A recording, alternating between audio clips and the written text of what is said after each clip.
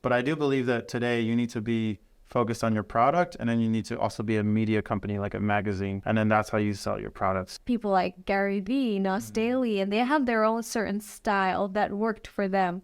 A lot of people are copying them because when you study in a film school, they're really good at making cinematic stuff. They're really good at doing high production for TV commercials or whatever. But even though they're very high quality content, it doesn't mean that they can create for social media. Why do you think that people are motivated to buy stuff after watching a video?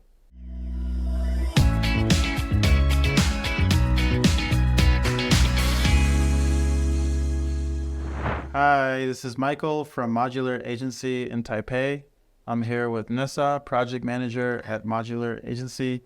And today we've invited Sira, who is a freelance social media video creator. And I wanted to chat with Siraj because she has been able to take her clients' social media accounts up to 1 million followers just through video content. She's worked with some huge clients like Nas Daily. She used to have her own agency. And so Sira lives and breathes social media video. And I think there's a lot that business owners and companies can learn from somebody like Sira. And I'm really curious about everything regarding this stuff. So maybe you can just tell us a little bit about how you got started, why video, and particularly why do you focus on social media video compared to just being a filmmaker? Right. Thank you for the introduction. So I started video just because I wanted to. I was watching a lot of YouTube channels when I was during my stage of finishing high school and then waiting for that gap, when you start your university. So I was watching a lot of YouTube and then I was like, I really want to make videos. And during high school, I did when you get school projects and then you have to make videos. So I was always the one editing those videos. So then I tried to make my own YouTube videos on my own channel, thinking that maybe I could be a YouTuber. This was like 2014. So it's still kind of the start of YouTubers being a trend. So then I was editing, but then I started university and I was studying music therapy. So it wasn't even anything to do with videography. But, there's still things that correlate between music and videos because a video works really good when you have good audio. So then, during university, I was still creating videos. It slowly became my passion through the years. And then in 2016, then I started getting my mom would recommend me, hey, I need a video, or then her friend needed a video. So that was my first gig, video gig. That's how I started. And then somehow I got to know someone who owns a boat, and then I made a video for a boat company. So that was my first ever video production. So that was your first client, was your first not family or friends client was the guy who owns a boat. So actually who owned the boat is a family related. Oh, okay. Yes. Okay. If I would say if outside of family would be from Upwork. Upwork, okay. It's still usable, and I sometimes still use it, and it's a really good platform to look for your first freelance clients. And how long have you been a full-time video maker, whether it's freelance, agency, for working for somebody? Full-time would be, I started in 2018 when I moved to Bali. So it's almost 5 years now, full-time. Okay, so that's awesome. You've been able to take your passion for video making and make money from it. Yeah. Now, I know right now there's a massive demand for video content, right? Yeah.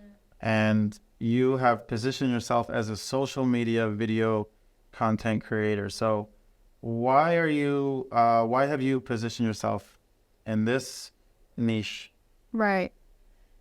Particularly because I did not study in a proper film school. Because when you study in a film school, they're really good at making cinematic stuff. They're really good at doing high production for TV commercials or whatever.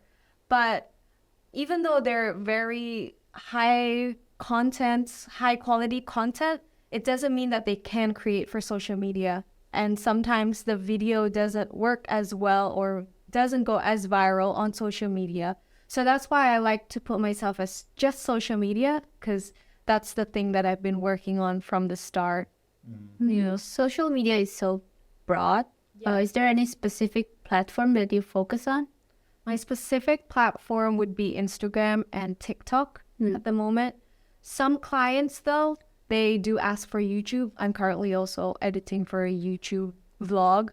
But nowadays, it's so easy for these clients to ask to repurpose your content. So you could just like create a long form video and then always just take snippets out. Like a book, there's a chapter and then there's like sentences. You just like snip it for other platforms. We're going to repurpose this content. Yeah. Just like that. Everyone does that. So that's the best thing. Yeah.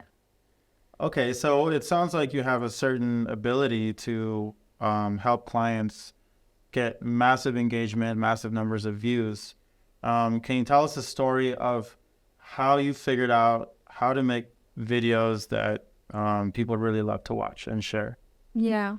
So it's about research as well. Like I'm an active user on social media. So I know what I like. I know what people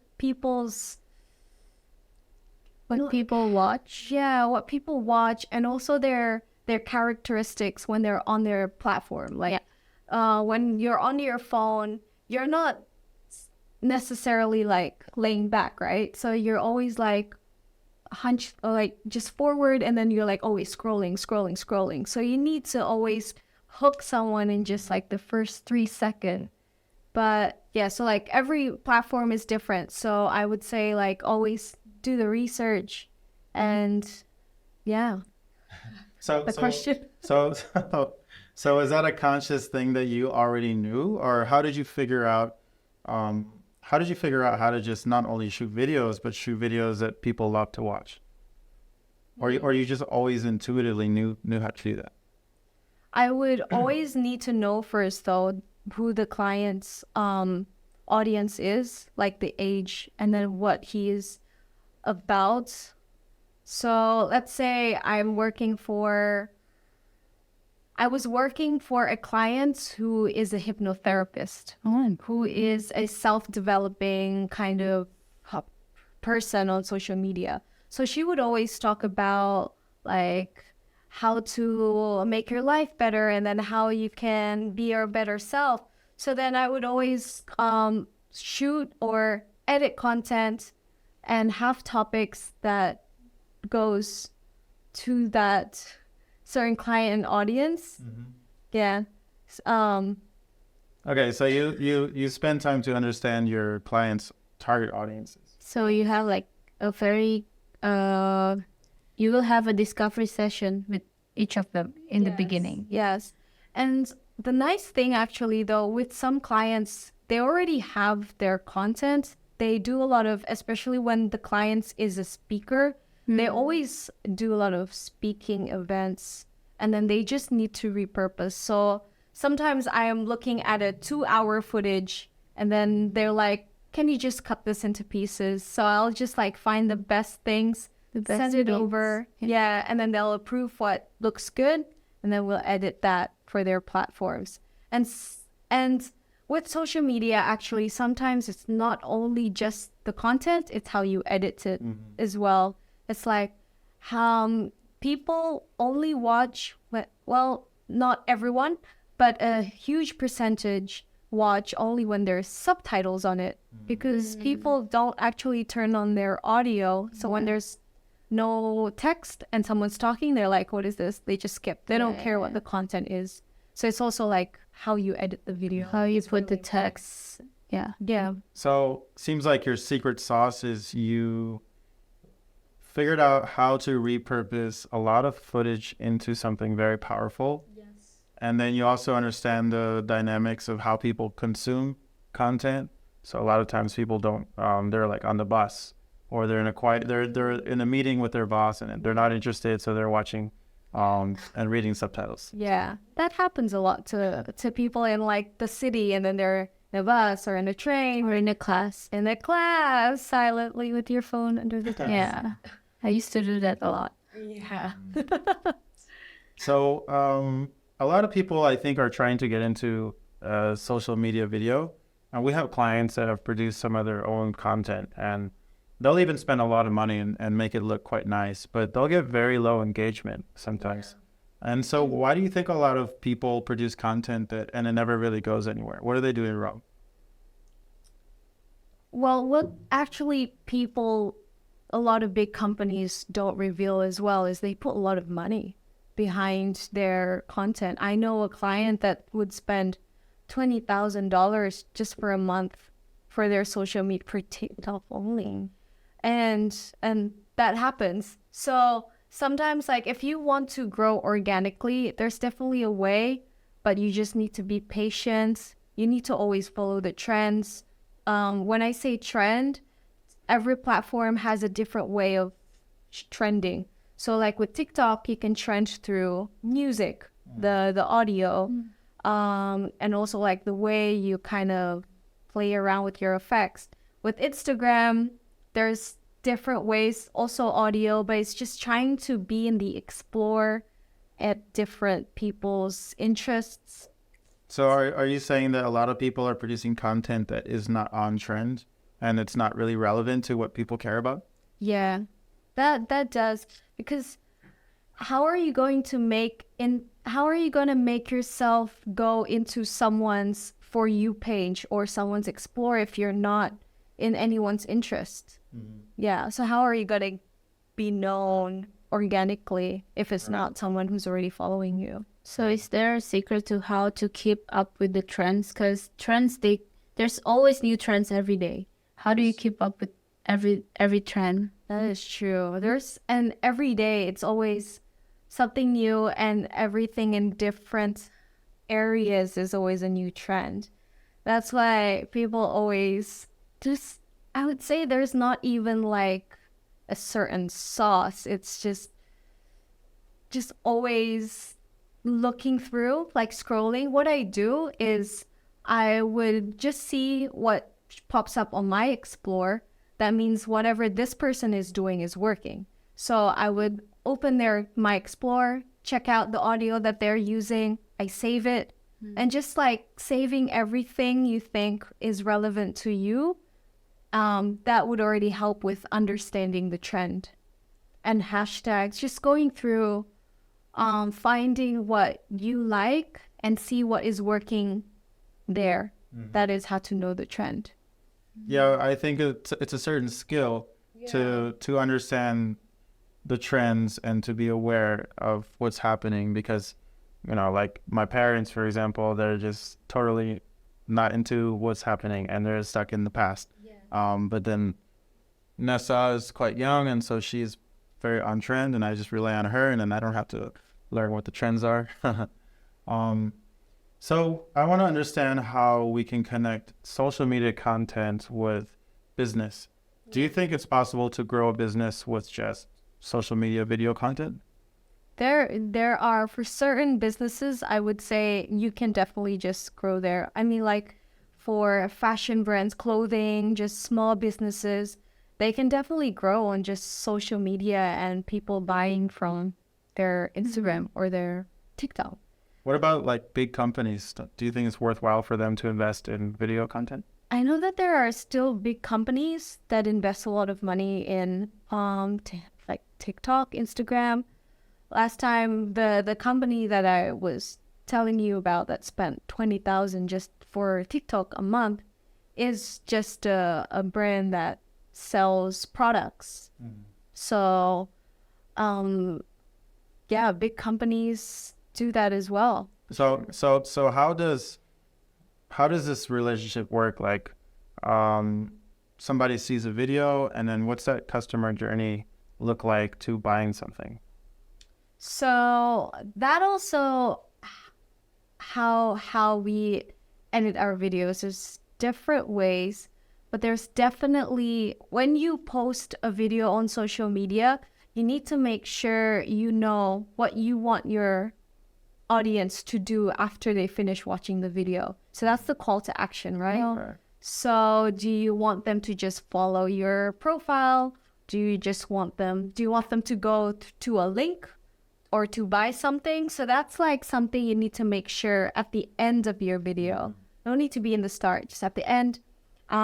So that journey goes through like with that hook, put that 3-second hook, even 1 second if you can, because it's so easy to scroll your phone, right? Yeah. Like it's 3 seconds is almost too long these days, right? that's true. So like 1 second is enough.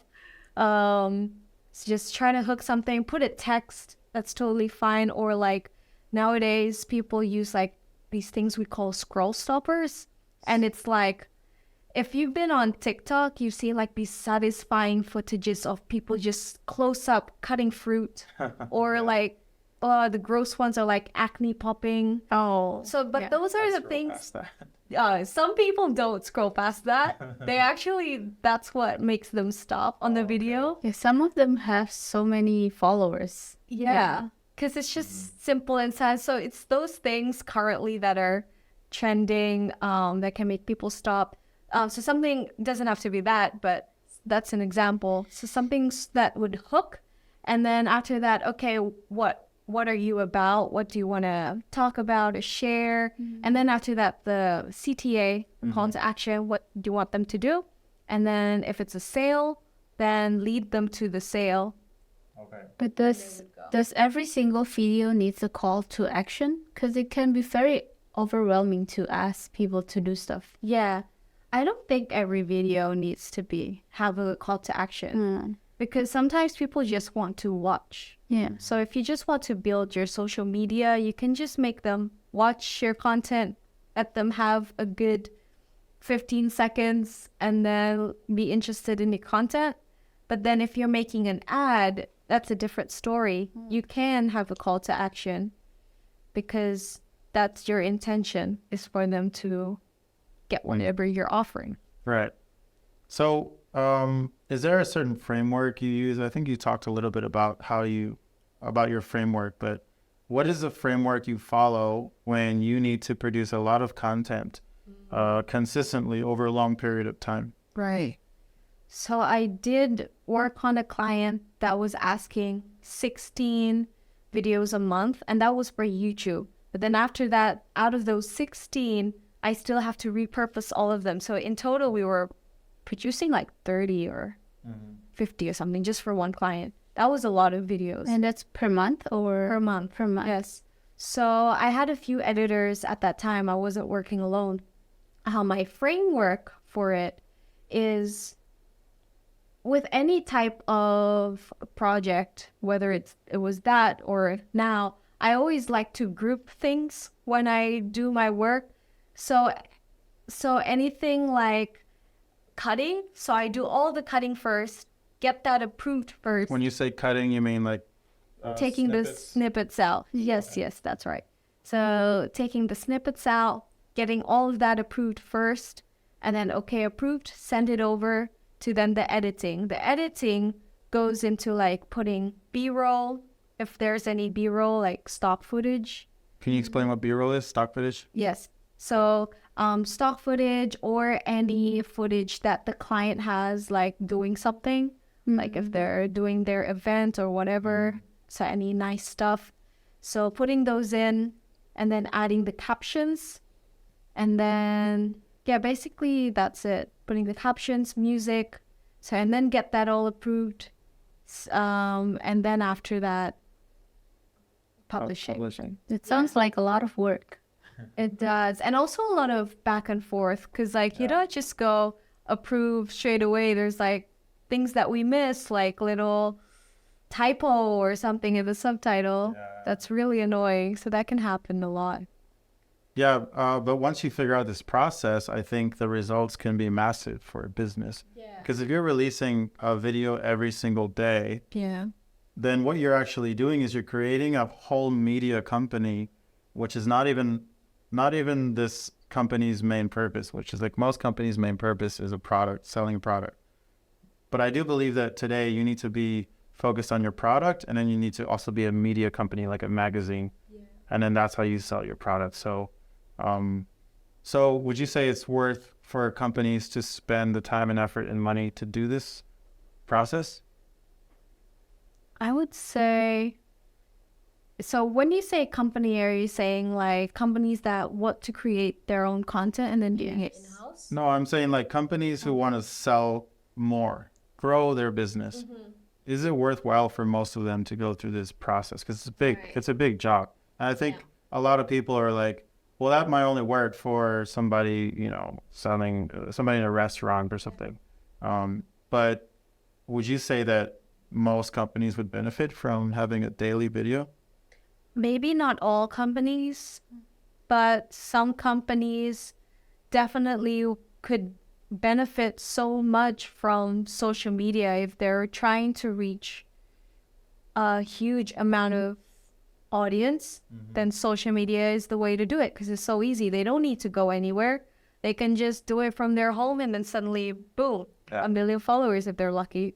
So yeah, definitely beneficial, but I wouldn't say it's for everyone because it's a lot of investment. It's not just, if you're going to pay someone to do it, it's not just paying someone to do it. It's also like you have to, the agency or whatever you're going to pay to do it would still need content from you if it's about you. So then it's your time again making the videos. And if you're not going to do the videos yourself, you're going to hire someone else then to shoot you. So it's like a huge, long process. But if you do it right, then it will definitely be beneficial. So I want to explore how this relationship between video and growing a business. Why do you think that a business can benefit through tons of video? Like how does that actually work in your opinion?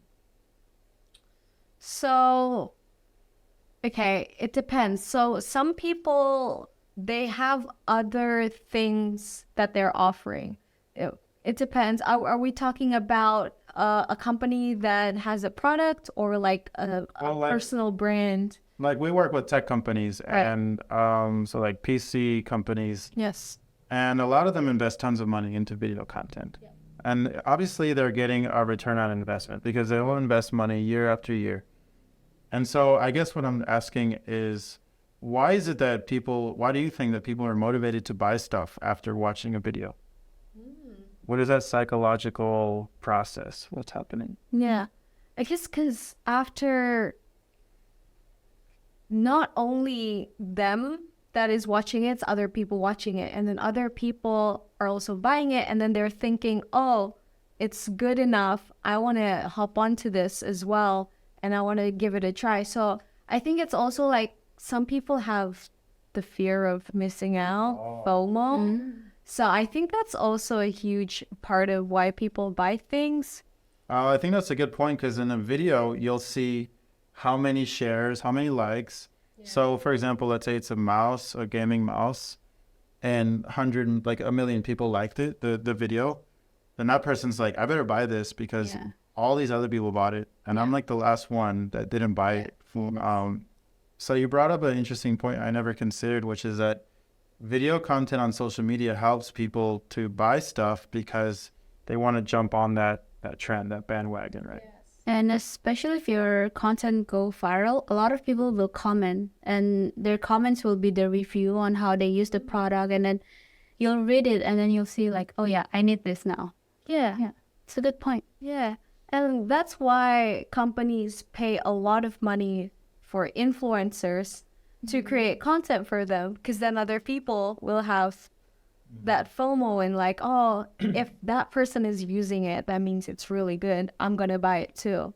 So that's why social media can be such a huge benefit into making sales on your product. Yeah. Yeah. I've seen some articles that's like social media marketing is dead in 2023. And there's another thing that we should look at. What would you say to people who think social media marketing is dead and so social media creation is a waste of time? What would you say to those people? I personally don't understand that opinion because everyone is on social media. a lot of people, like even Twitter is also social media. There's people posting videos on Twitter as well. On Instagram, it's just growing and growing, even though the algorithm is a bit harder now to play around with, but everyone is using it. And TikTok, like, we can't deny, no matter how much you don't like it, it's growing so big. It's getting harder to ignore it, right? Exactly. In the beginning, we're just like, nah, TikTok, I don't have time for that. But Yeah, TikTok used to be a platform where cheesy people are. But now if you're not creating TikTok, I feel like you're going to have a big FOMO. Yeah, exactly. So I guess the people that are saying that maybe are just watching the wrong content that they actually don't like, but is offered to them. Or I think they have tried to create content, but it didn't really resonate with their audience. They kind of dismiss it now. That's what I see on, sometimes I just like randomly see other creators and then I know straight away that they're copying someone else's style that worked for that someone else. Like we know a lot of huge people like Gary Vee, Nas Daily, and they have their own certain style that worked for them. A lot of people are copying them, and yeah, for some other people it can work as well, but a lot of people are gonna easily get bored with that style, and I think that's how people then fail in their content. Right. So you think copying is not a good strategy in social media? Because I get a lot of advice to just copy because it's the easiest, and if you copy what works, it will also work. Yeah. Well, there are certain elements that you can copy, right? Like, you can copy that this person is creating subtitles because it worked for them. Of course, you can create a subtitle, but how you're editing it, maybe you're copying exactly the same style, the same way, same color, same fonts, and then you're putting that into your video. Then, yeah, that maybe won't work for you because it's not your style. So it could be just different ways of executing it. Maybe also like with the thumbnail, don't need to be the same. Make your own style, make your own way of talking and hooking people. So yeah. So I like this idea of repurposing content because it saves all that time and filming new content, right? So what would you say is the percentage of video you should film and the percentage that you should repurpose? Could you, for example, spend 10% of your time filming and then 90% of your published content is from that? Or would you say like film 15 videos and then repurpose for 30 videos? Is there any like magic ratio there? I don't have a magic ratio. So when I was repurposing these contents, it was in 2019. We're in 2023 now. So that has been almost 4 years. No, 3 years. Almost 4. It's 20. Yeah, almost 4. So it worked well in 2019. But what I'm slowly doing now in my work with my clients, yeah, you can repurpose, but there's a certain percentage you can do that now, because when you repurpose too much, it does kind of get boring and repetitive. So, and different platforms have different trends and different interests of people watching. So when you go on YouTube, people, of course, love to watch people just blabbing. But when you're on Instagram, maybe they don't like that anymore. They like just snippets, like on IG Reel. Yeah, something aesthetic and pleasing to see, right? Yeah. So you can repurpose, but maybe not even make it snippets, like cut different things anymore, and just really put simple images and simple text, not even talking on Instagram. So lately, I don't repurpose as much, but I try to make different content for different platforms, but still on the same topic. Yeah. Because I think now people, over the last year, people are like, hey, we don't need to film so much footage. We can just keep repurposing. But then if you're the one who's actually filming more and more fresh footage, then you're actually going to be more competitive because your stuff feels new, right? And their stuff feels stale already. Yeah. So it's kind of like you're ahead of the curve a little bit by moving past that repurposed trend. So, but yeah, I mean, again, because I feel like that trend just changed so much already from 2019 to 2023 now. Because not only the trend changed, but the platform changed. Right. Because Instagram had IGTV before. Yeah. Oh, yeah, what happened? They deleted that. It's all IG Reel now. Oh, Yeah. So even if your content is more than over a minute, even if it's 10 minutes, it's still an IG Reel. Yeah. Yeah, that's what happens. They keep Platform changed. Yeah, they keep updating and changing just to make sure they're different. They even have like the small note now, right? Yeah, you can like create notes, Yeah. post like long, Like status.